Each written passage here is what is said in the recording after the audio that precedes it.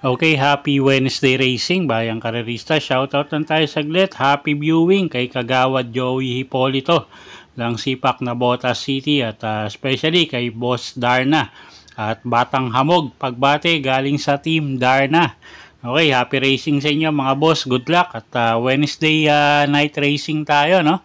So abang na lang kayo ng announcement regarding sa Friday night racing nga. Medyo wala pa silang nabuong lineup. Okay, back to Wednesday racing tayo. 7 karera, start time alas 5 ng hapon.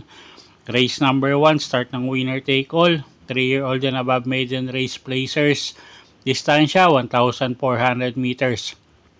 Per choice, kalahok numero 9, Royal Salute. AP Asuncion yung re-renda dyan. Maganda yung post position niya. At medyo consistent naman tumakbo si Caballo. So per choice natin yan. Numero 9, Royal Salute. Second choice, kalahok numero 4, Love on Top. Pabs Caballero naman yung sasakay dyan. Siya nga yung second choice natin. At pwedeng pangdehado, kalahok numero 2, L, Drown T. Gagabayan ni Jigger paano. Okay, so sa race number 1, first choice nga, numero 9, Royal Salute. Second choice natin, kalahok numero 4 na si Love on Top. Third choice nga natin, kalahok numero 2 na si L, Drown T. Okay, race number 2 tayo. Race 2, start ng pick 6.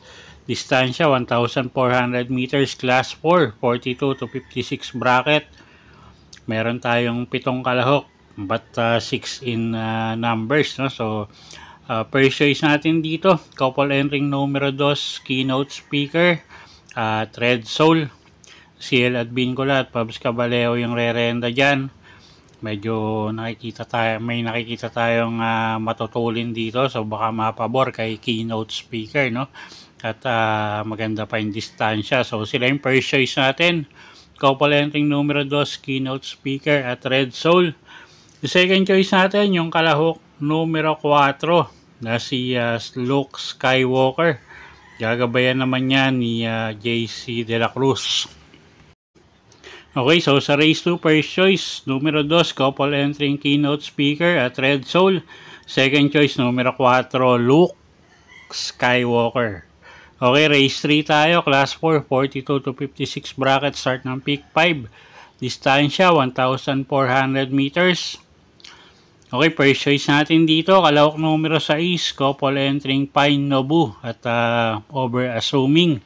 Gagabayan yan ni Mark Angelo Alvarez at Jigger paano at si Pine Noble. Alam naman natin sumasali sa mga stakes race to, no? Pero syempre iba pa rin yung batak sa laban. So sila yung first choice natin, couple entry numero 6. Second choice, kalahok numero 3 na si Service Deluxe. Alison Pabilik naman yung re-renta dyan. Gamay din ng hinete yan, pwedeng iuna yan, pwedeng isunod.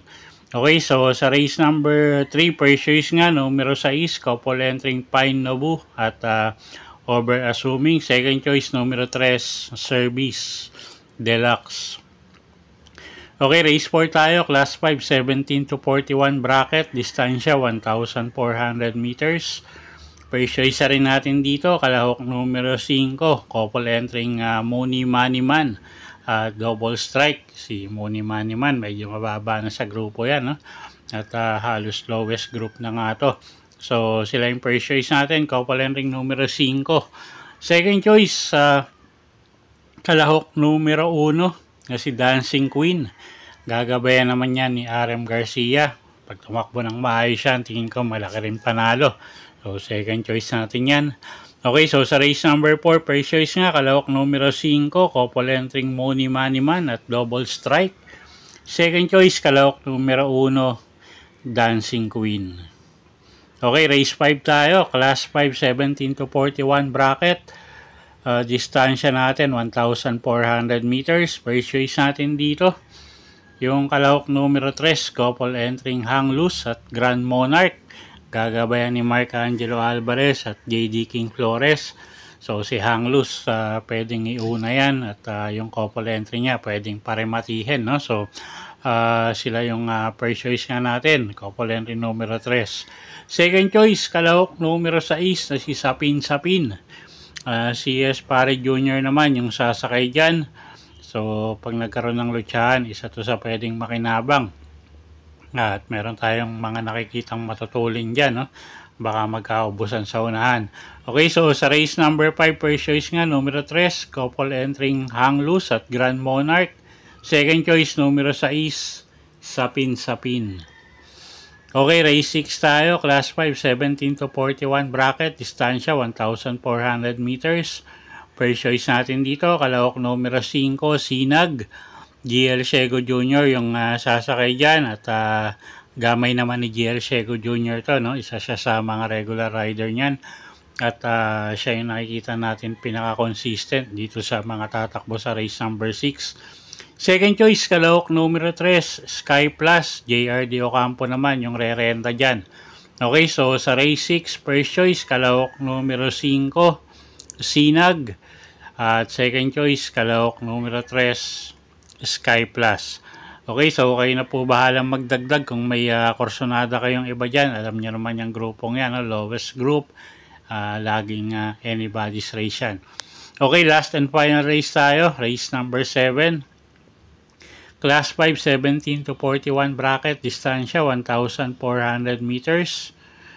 Okay, first choice natin dito, yung galing sa bakasyon na numero 4, Mr. Brown. Gagabayan niya ni Lester F. De Jesus at tingin ko medyo mababa yung grupo niya ngayon, no? So siya yung first choice nga natin. Masyadong magang yung grupong nabagsakan niya. So, first choice natin yan, numero 4, Mr. Brown. Second choice, kalahok numero 2, Malibu Bell. CB Garganta naman yung sasakay dyan. Medyo mababa rin sa grupo yung kabayong yan. Third choice natin, kalahok numero 7, Made for Trophy. Pag nauna natin ko may panalo rin yan. So dito sa race 7, first choice nga numero 4, Mr. Brown. Second choice, kalahok numero 2, Malibu Bell. Third choice nga natin yung kalahok numero 7 na si Made for Trophy. Okay, so yun po yung mga giya natin para sa araw ng Miyerkules, October 15, 2025. Sana po yung makatulong sa pagpili nyo ng mga tatayaang kabayo, no? So, inuulit ko po, kayo pa rin po masusunod kung saan nyo itataya yung pinagpaguran yung pera. So, good luck po, bayang karerista at happy Wednesday racing. Again, inuulit ko po, mag-antay po tayo ng announcement para sa official announcement, no? Para sa Friday racing natin. Okay, good luck po. Happy Wednesday racing again, bayang karerista.